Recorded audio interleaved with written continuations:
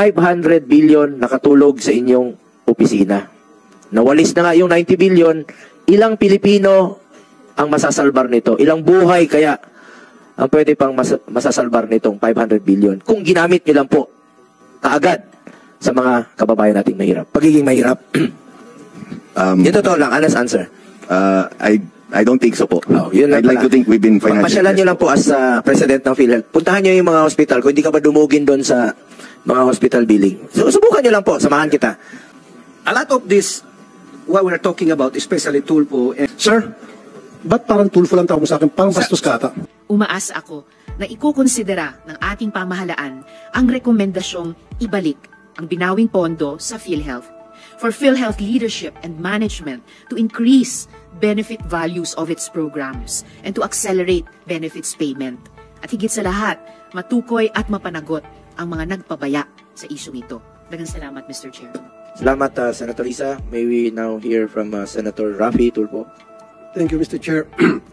Sa biglang tingin at biglang rinig, ang pagsoli ng PhilHealth ng 90 billion sa National Treasury ay isang indikasyon na sila ay gumagawa ng maayos at malinis na trabaho. On the other hand, if you look deeper, it will appear na ang PhilHealth ay incompetent, tamad, at hindi nag-iisip. As early as May this year, nagsoli na ang PhilHealth ng 20 billion. 20 billion. Bakit nahulaan niyo na ba kung sino-sino magkakasakit? Alam niyo na ba kung sino-sino at alam niyo na magkano ang gagastusin niyo sa mga nagkakasakit? Alam niyo ba na baka magkakaroon ng emergency health problem? May gana kayong magsoli ng pera. Samantalang, noong January this year, kayo nagpa-implement ng increase. Sana, instead nagpa-implement kayo ng increase, nag-request na lang kayo sa executive sa Malacanang na isuspend na lamang muna yung increase dahil sobra-sobra, ang dami niyong pera. Diba? Sana, palawakin niyo na lang yung mga health benefit coverage. Nandiyan yung sa mga maintenance medicine. Nandiyan din yung sa dental, na marami ako nakakusap na mga dentist na sinasabing mahina ang ating dental services. Mahina yung pagtulong ng gobyerno sa mga mahirap ng kababayan para mapangalagaan ang kanilang kalusugan sa ngipin. Isa pang nakikita kong problema sa PhilHealth ay yung pagiging incompetent nila sa collection.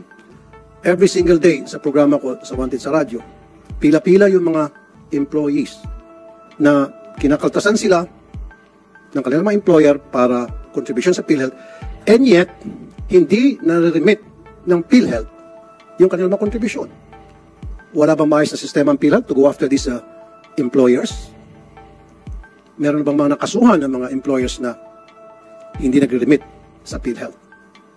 And I want to see those records kung meron man. Isa pa, marami tayong mga kababayan na naghihingalo. Nabanggit ng mga kasamahan ko, yung iba namamatay dahil kulang sa medisina, sa maintenance lalo na. Yung mga nagkakasakit sa lungs, kasakit sa puso. I know for a fact, a portion of the sin tax mula sa alak, sigarilyo, napupuntin sa PhilHealth. Oh, bakit hindi na natin gastusin yan? Doon sa mga nagkakaroon ng mga lung cancer, nagkakaroon ng heart problems. Nagagastos ba yun? Tapos may gamit pa kayo mag-solid. Now, sana pagandahin ng PhilHealth din yung kanilang system. When I say system, siguro i-modernize din nyo ang inyong computer system para magkaroon kayong tie-up. Halimbawa, sa NSO, para to make sure hindi magkakaroon ng fraudulent transactions. To make sure na walang nangungulekta sa PhilHealth ng patay na pala yung tao. To make sure na nababayaran na maayos yung mga doktor ng ospital. And also to make sure at the same time na yung mga ospital ay hindi naniningil na hindi dapat sila maningil. All these things, hindi na pag-isipan ng PhilHealth. Ang request ko lang sana sa PhilHealth, bago kayo magsoli ng pera, pag-isipan niyo muna kung ano yung mga pwede pang paggagamitan sa perang yon. Dahil for me, yung pagsoli niyo ng pera, indikasyon na kayo incompetent, hindi niyo ginagawa na maayos yung trabaho. Nagpapakita kayo na wala kayong diskarte, hindi kayo nag-iisip. Maraming salamat, Mr. Chair. At ako naman po ay naniniwala kay Secretary Recto sa kanyang kakayahan. trabaho po ng Secretary ng Finance yan, yung magwawalis ng pondo ng gobyerno at malaking problema po bilang isang finance manager, lalo-lalo na po sa isang bansa na hindi naman po tayo mayaman. Ngunit tanong ko lang po, Secretary Recto, can you spare the health funds dito sa pagwawalis mo para, and then dalawa lang yun spare the health funds and sa ating PhilHealth managers.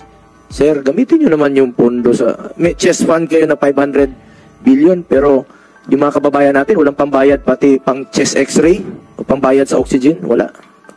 Hindi makalabas sa ospital. Ang daming pong mga benefit packages.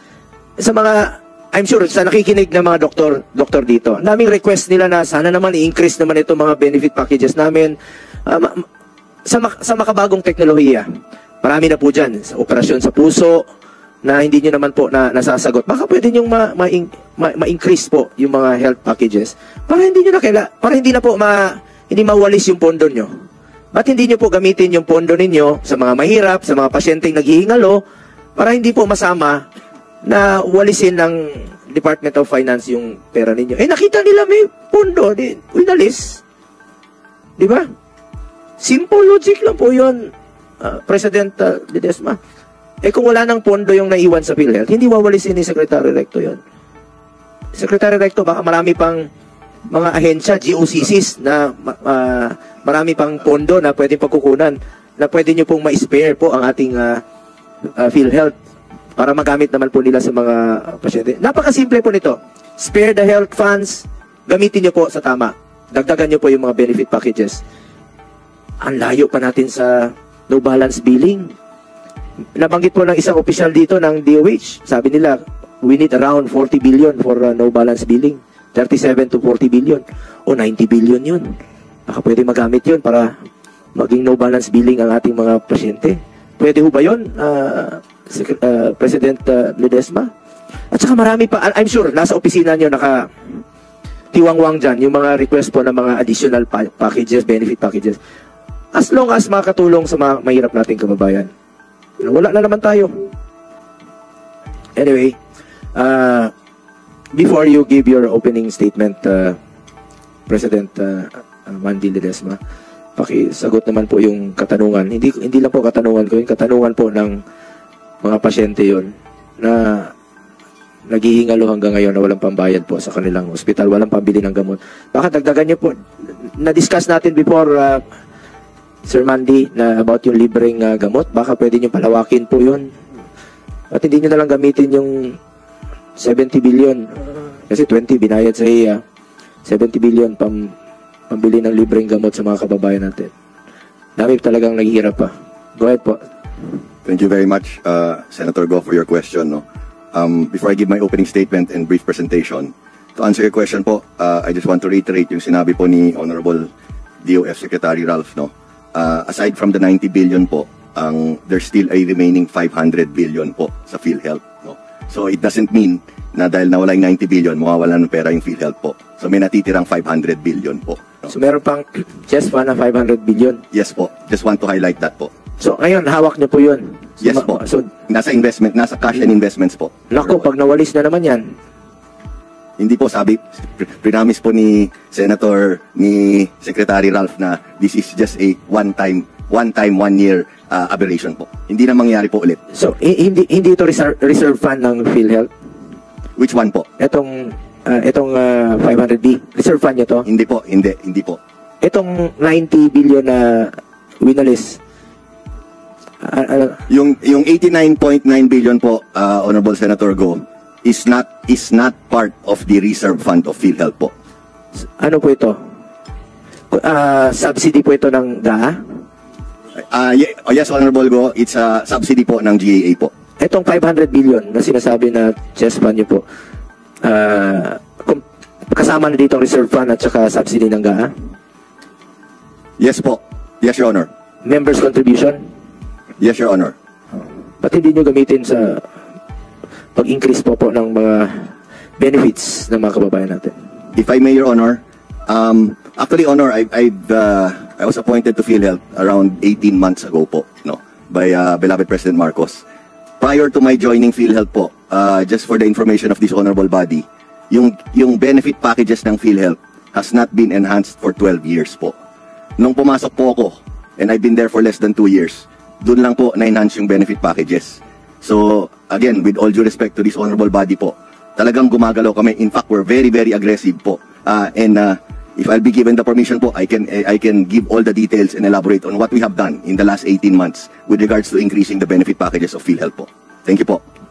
Before you answer that, I would like to acknowledge the presence of Secretary Mina Pangandaman. Napaka-importante po nito para ma-explain nyo po kung saan nyo gagamitin yung mga winalis na pondo ni Secretary Recto. At I would like also to put into record that we also take note the request of Senator Joel Villanueva to have his opening statement inserted into the records. Before you proceed with your presentation, President Mandy Ledesma, meron ho bang mga request sa inyo ang iba't ibang mga doktor, iba't ibang profesyon?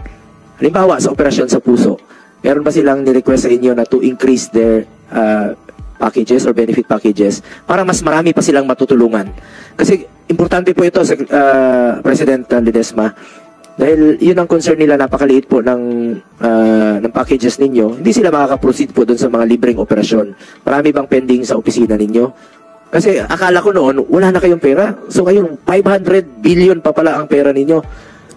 Ang laki ng pondo po yun na nakatulog lang po dyan sa inyong 500 billion nakatulog sa inyong opisina. Nawalis na nga yung 90 billion.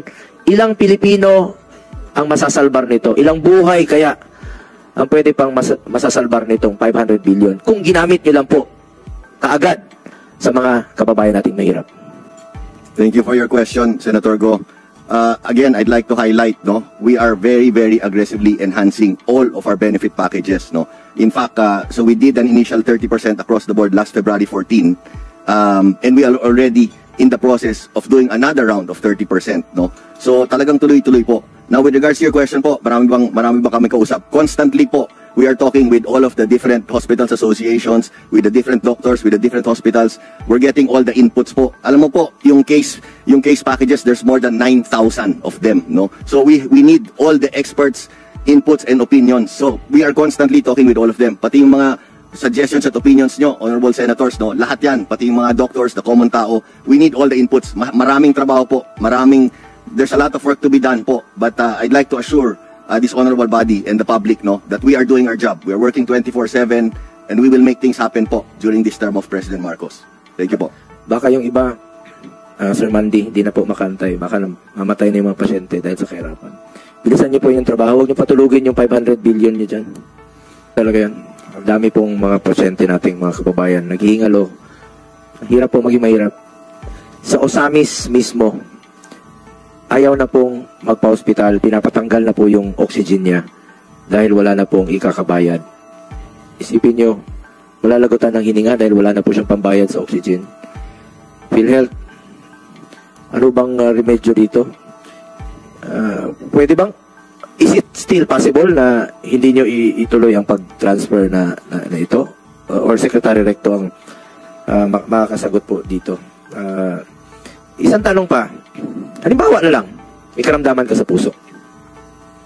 Ito pong insertion of implantable cardio defibrillator pulse generator. Ang inyong share ng PhilHealth, parang pacemaker po ito. Di ba yung may mga karamdaman sa puso? Currently, ang inyong share na binibigay 18,000. Kailangan yata to about 500,000 para malagyan ng pacemaker. So, ibig sabihin, kailangan pa nila ng 482,000 para malagyan po ng pacemaker. Bakit hindi naman i-cover nyo lahat? Ba't hindi nyo po dagdagan para makatulong dun sa mga hindi maka-afford po? President Ledesma. If I may, Senator Go. Yes, sir. Now that you've mentioned it, we will look closely into it, into increasing that specific. Kung hindi ko na-mention, paano po? Like I said, Senator Go, there are a total of around 9,000 case packages, which we are constantly reviewing and looking into on a daily basis. So that's why I keep on, Senator, with all due respect, that's why I keep on mentioning to everybody, including your honorable selves, no? If you have inputs, if you have comments, if you have suggestions, please let us know, because it's really a tough job po, no? It's really a hard job, and we are all trying our best, but we need the support and the ideas of the experts, no? And like I said, no, what we do kasi sa dami pong case packages, we focus on the top 10 most burdensome diseases. So, but of course, it's not like 10 lang out of the 9,000. well, that's where our principal focus is, but we are looking at all po. We are trying to cover all po. President Ledesma, time is of the essence. Marami po mga pasyente nag-iingalo. Pasyalan niyo po yung mga hospital. Dami talagang namamatay na walang pambayad. Uwi na lang po. Alam ng taong bayan niya, nakikinig po yun. Wawa talaga, gawin niyo po inyong trabaho. Gusto ko lang pong gawing halimbawa. Merong bill ang pasyente, 87,000. Ang gagawin po ng pasyente, sakaling nagkakomplikado yung kaso niya, sir, nag-opera, ang sasagutin po ng PhilHealth, 5,000, 10,000. Kaya nga po may malasakit center, pupunta yun doon sa DOH, hingi po ng tulong sa MAIP ng DOH. Bibigyan nila ng 20,000. Pupunta ng, minsan, tinatry nilang i-cover. Bakit nyo iasa sa DOH? Diyan naman ang pondo ng PhilHealth. PCSO, bibigyan ng 5,000. Kung may PCSO, kung wala namang PCSO, pupunta sa DSWD, bibigyan ng 3,000 nila. So, ang naipon niya, 10, 20, 33, may balanse pa na 54,000. Ang gagawin yan, President Ledesma, mangungutang yan, isasangla yung karabaw, ibibenta yung refrigerator para lang po makalabas sa ospital. Yan po'y katotohanan at realidad po sa amin sa mga probinsya. Ba't hindi nyo na lang po itaasan yung coverage ninyo, packages or benefits na ma-cover nyo po yung buong bill instead na, imbis na ibalik nyo yung pondo, sa health nga po to, gamitin nyo muna sa health. Marami namang pwedeng walisin si Secretary Recto na pondo ng gobyerno. At mamaya pupuntahan natin si Secretary Pangandaman, after na walis ni Secretary Recto yung pondo, saan ba ito gagamitin dahil pera po ito para sa health natin. Ako po isang ayon sa ating mga doctors dito. Dapat ang health ay gamitin po, ang pondo ng health dapat gamitin po sa health din. At gamitin sa mga mahirap nating kababayan. Thank you, Mr. Chairman. President Ledesma, I just hope na hindi lang kami pinapakinggan mo dito. Sana pakinggan mo rin yung sinasabi ni Dr. Dance, ni Dr. Liatson. Recording in progress. Para makonsider yung lahat. Hindi lang kami pakinggan nyo, sila rin pakinggan rin nyo yung sinasabi nila. Sige, Dr. Mr. Chair, go ahead po. Senator Tulfo. Can I reply briefly, Sen, can I just reply very Sige, go ahead po. briefly? Sige. Thank you very much for the comment, Senator De La Rosa, no? Again, I just want to assure yourself, Chairman Go, and the Honorable Committee, no? Kami po ni yung chairman ng board, si Sec. Ted Herbosa, DOH Secretary, we are constantly in touch, no? 24/7, we are talking to the hospitals associations, the doctors, constantly po yan. Thank you kung ginagawa mo yan. Salamat. Basta, yun lang ang sa akin. Pakinggan mo rin sana yung mga side nila. Huwag lang kami, ha? Yun lang. Okay. Salamat. Thank you. Mr. Chair, Senator Tulfo. sabi kasi ni Mr. Ledesma, very aggressive daw sila pag-increase ng case packages. Am I right? Did I hear it right? Yes, sir. Yes, Your Honor. Wala kayong preventive care package. Meron lang kayo certain lab test. Dapat meron kayo yung preventive care. Ibig sabihin, executive check-up, dapat libre yan. Mas mura kasi kung nakatuon ng pansin ninyo yung preventive care. Nang sa gayon, hindi na magkakasakit yung tao. Bago magkasakit, nagagamot agad yung simptomas. Diba? Niresetahan agad ng mga doktor ng mga medisina. Hindi natin hintayin na nagkasakit, malala, saka pupunta sa ospital at kapag nakita ng doktor na may sakit, kailangan i-confine, etc. Hanggang sa na sinasabi kanina ni Chairman, ng ating committee chair na si Senator Bongo, lumalaki na yung mga bill, umiikot, umu-orbit kung saan sa ahensya para mabayaran yung copay. Dapat para sa mga minimum wage earner, dapat zero copay. Yes, sir. Can I answer, Your Honor? Mr. Chair. Thank you very much, Senator Tulfo, for the excellent question. No, we have this consulta program. No, this is a primary care program. And basically po, we believe in the saying, as what you just said, no, an ounce of prevention is better than pounds of cure, no.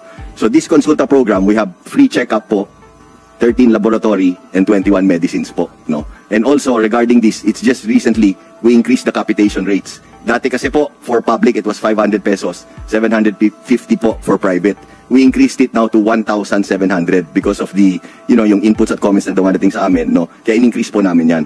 But rest assured po, Honorable Senator Tulfo, no, and Honorable Chair Go, and other honorable senators of this committee, we are looking very closely po at primary care, prevention. Very, very important po sa amin yan po. Rest assured po. How Thank about you, sir. zero copay?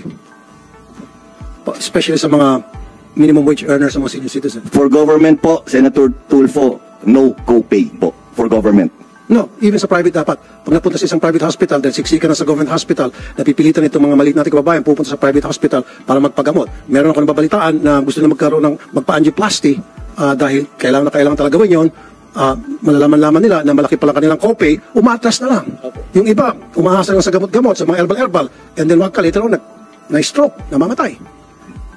Noted po, Senator Tulfo. Actually, titignan namin yan, pag-aaralan po namin yan, yung sa private, no? But yung sa hemodialysis po, no copay na po kami, no? But titignan po namin yung sinabi nyo, yung suggestion nyo po. We will look closely into that, na yung sa private po. So dapat sa zero copay? Yes po. Yes po. Okay. Thank you po. Marami pa rin humihingi ng tulong sa billing nila. Hindi talaga totally libre. Pakisilip naman po, President Ledesma. Okay po. Dumaan ka ba sa pagiging mahirap? Yung totoo lang, honest answer. I don't think so po. Yun lang I'd like pala. to think we've been financially... Pasyalan nyo lang po as President ng PhilHealth. Puntahan nyo yung mga hospital. Kung hindi ka ba dumugin doon sa mga hospital billing. Subukan nyo lang po. Samahan kita. Sa inyo, sa heart center, di ba maraming nagpapabypass sa inyo? Opo. Maraming nagpapa-angiogram sa inyo? Opo. Magkano po ang billing nila pag lumalabas sila? Halimbawa lang. Sige, isa pong angiogram, ang costing yan pagka-pay, mga 50 to 70, depende kung anong kwarto po. Plus professional fees, magkano? Kasama na po doon. 70. Magkano yung- sinasagot ng PhilHealth? Sa mga 10 to 10, 20, mga ganun. 10-20. Oo. Yung 50,000 saan nila kukunin? Depende kung anong classification mo nila. So, Sometimes pwedeng, di ba lumalapit sila sa DOH for MAIP? Opo. Bakit hindi tulungan ng PhilHealth? Lakihan pa nila yung ang tawag nito? Ang case rate nila doon sa heart. Well, meron din naman silang Z-benefit. Wala sa sa cabbage or bypass. May Z-benefit po sila. Ang ginagawa nila is nagbibigay ng almost 550,000 para sa sa magpapa-bypass. Pero naniniwala ka kulang talaga yung naghahanap pa sila ng paraan, no? Oo. Di ba? Nagmamakaawa. Yung iba hindi pa na-operahan, di ba? Marami. Wala silang, nag-iipon pa sila.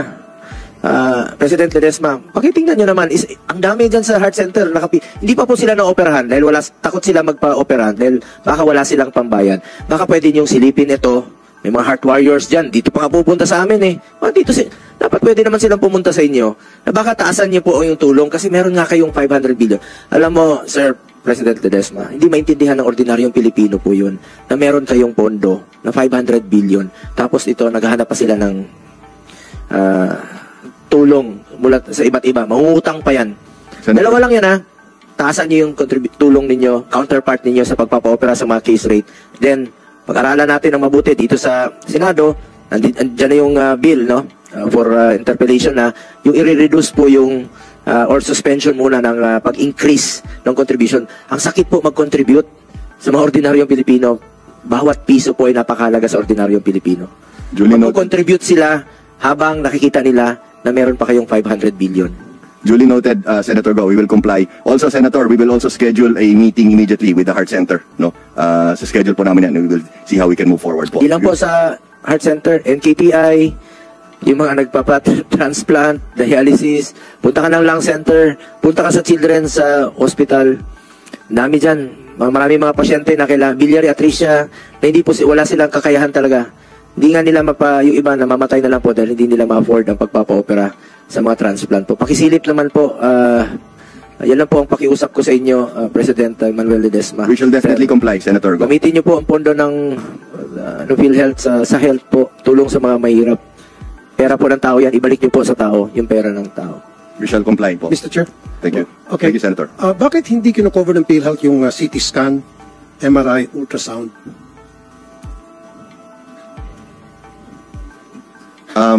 Senator, we're currently reviewing yung sa outpatient, no? Outpatient nga. Halimbawa, nirekomenda ng doktor, yung sabi mo konsulta program, pupunta sa doktor, sabi ng doktor, ganito yung symptoms mo. So, kailangan dyan, pa-ultrasound kita o pa-CT scan kita, pa-MRI. Ito kasi madalas inilalapit sa mga politiko, inilalapit sa amin. Na dapat hindi nila kailangan pa pumila-pila, magmakaawa, kumatok sa pinto ng mga politiko para matulungan sila sa mga ultrasound, CT scan, and MRI. Meron palang 500 billion na excess. Noted, Senator Raffy, pinag-aaralan po namin yung mabuti. And We're looking closely into that. Kailan po mangyari po yun, sir? We will move as fast as we can po. So gusto ko, sir, by next year, libre na po ito para sa mga mahirap nating kababayan. Yes, sir. We will work as fast as we can po. So ayoko na po may kakatok. Although hindi ako nagreklamo, gusto ko makatulong. Pero bakit pa sila kailangan kumatok? Samantalang talagang libre dapat yung para sa kanila. Hindi na kailangan pang pumila o maghanap ng politiko na mabait, na tutulong sa kanila, etc. So dapat PhilHealth na mag-provide noon. Sige po, most likely po by next year po. We will focus on the indigents po. Yes po. Thank you, Yes po. sir. Thank you. Mr. Chair, Thank you also, sir. gusto ko lang pong pakinggan muna rin natin sandali yung opinion ng ating mga former board member ng PhilHealth, si Al Cabaring. Go ahead. Good afternoon to all. Actually, I just flew in. I was looking around. Maybe I was the one who arrived here early. I took the early flight. A lot of this, what we're talking about, especially Tulfo and si JB, Senator JB, natumbok nyo naman yung lack of information, and I could reduce it to incompetent. Sir, ba't parang Tulfo lang tawag sa akin? Parang bastos ka ata. Sorry, sir. Sorry, Senator. Sorry, Senator. Please address everybody, Mr. or Secretary or... Hindi ko po sinasadya, Senator. And Senator Bongo, Mr. Chair. Tumatama kasi yung sinasabi nyo na mayroong lack of information. Marami na kasing na-improve ang PhilHealth na benefits. Kami mismo sa board, alam namin na talagang hindi alam ng mga tao na mayroon na palang ang daming benefits na increase. This happened in 2023. In fairness kay Ledesma, at saka nung pumasok si Ted, maganda ang nangyari. DOH Secretary. Dapat sana sa military ka kasi tinatawag mo ng family name ng mga tao rito. Doktor ba kayo, sir? Are you a doctor? Nasanay lang kasi ako kay Secretary. Galing ka ba sa military? No, nasanay lang kasi ako kay Teacher ka ba, sir? Secretary. Please respect people here. I'm sorry, I don't mean it though. Huwag mo nang tawagin ng mga family name ng mga tao rito, family name basis. I'm sorry. Galangin mo sana mag-Mr. ka sa mga tao rito. Secretary, Director. Yeah, I don't actually mean it, Mr. Thank you, sir. Mr. Thank you, sir. Senator and Thank you. Rapi Tulfo, Senator Rapi Tulfo and Senator Bongo. In fairness kay PCO Ledesma, nang pumasok yan, tumaas talaga yung benefit enhancement. Kasi may pera na rin ng PhilHealth. Noong 2019 kasi pumasok tayo, medyo problema. And my representation is on finance. Gumanda talaga ang performance ng PhilHealth. Also, nung pumasok naman si DOH Secretary Ted, gumanda na rin yung dynamic on terms of the relationship sa PhilHealth on the happy and all other professionals. But if we go back to the benefit, sadyang ang daming benefit. Kaya worried lang ako doon.